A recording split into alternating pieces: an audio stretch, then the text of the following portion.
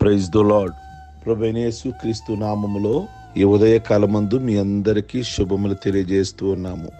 పరిశుద్ధ గ్రంథము సామెతల గ్రంథములో 30వ అధ్యాయము 17వ వాక్యము.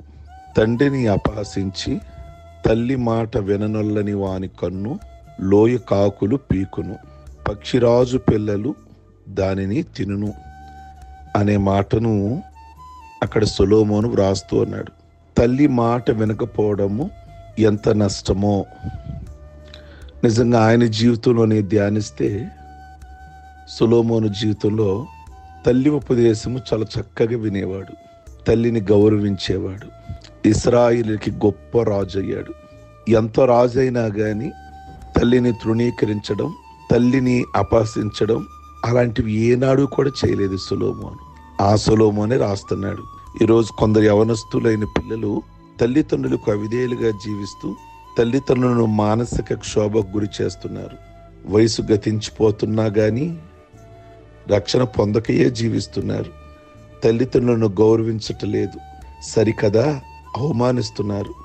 ఇలాంటి వారు ఎంత విద్యావంతులైనా, ఎంత ఉద్యోగస్తులైనా, ఎంత చదువుకున్న వారైనా దేవుని ఆశీర్వాదం వారికి ఉండదు.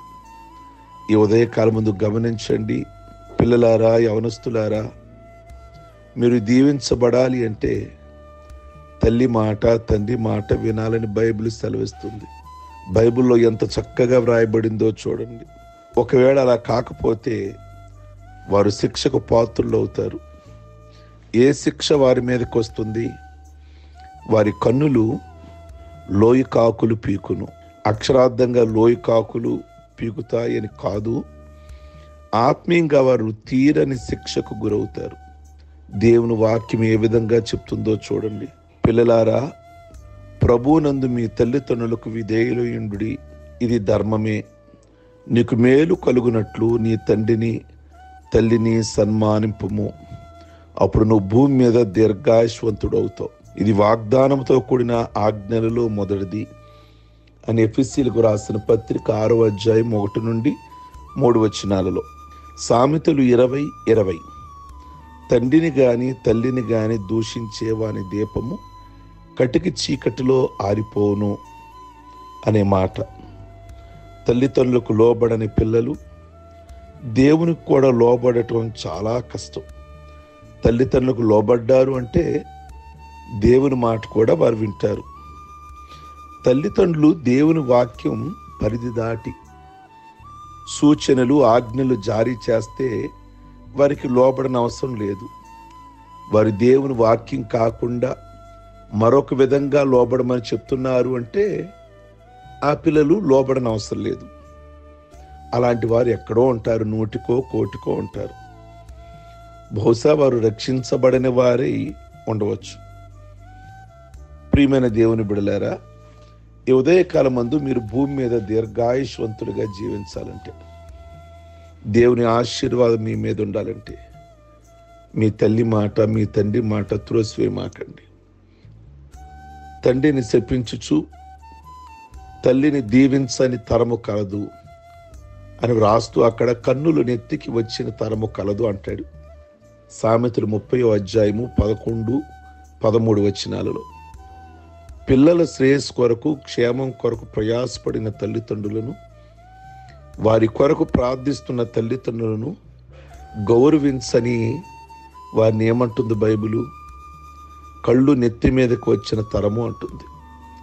నోటికొచ్చినట్లుగా మాట్లాడటం.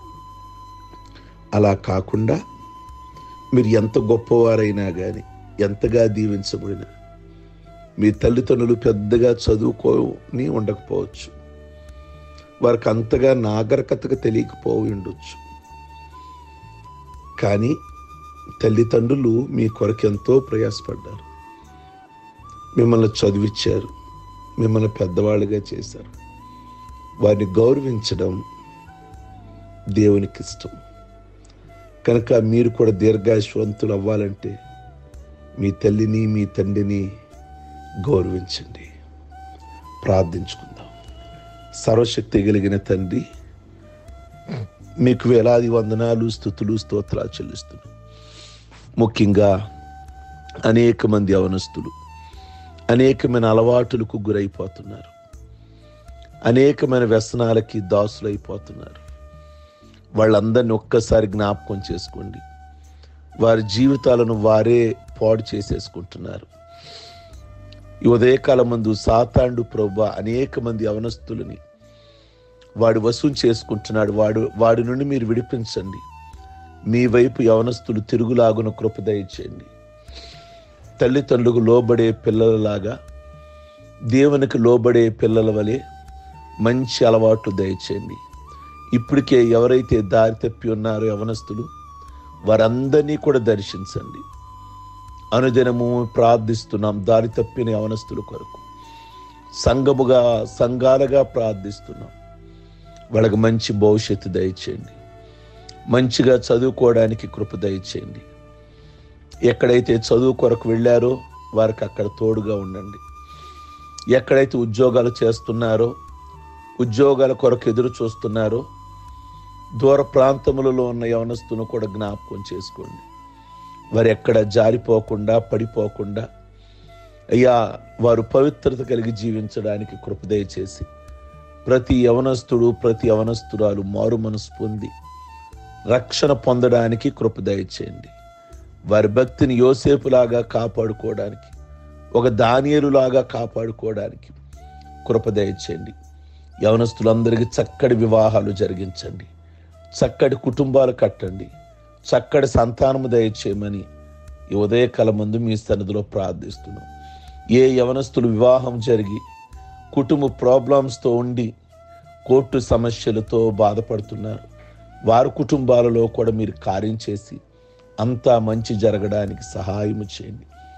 మీ నామానికి మహిమ తెచ్చుకోమని పెళ్లి రోజులు, పుట్టినరోజులు, బాప్టిజం పొందిన రోజులు చేసుకుంటున్న బిడలను దీర్ఘాయుష్వంతులుగా చేసి వారు మీ కొరకు జీవించడానికి సహాయం చేయమని, ఘనత మహిమ ప్రభావాలు పొందమని యేసు పరిశుద్ధ నామములో అడుగుచున్నాం తండ్రి.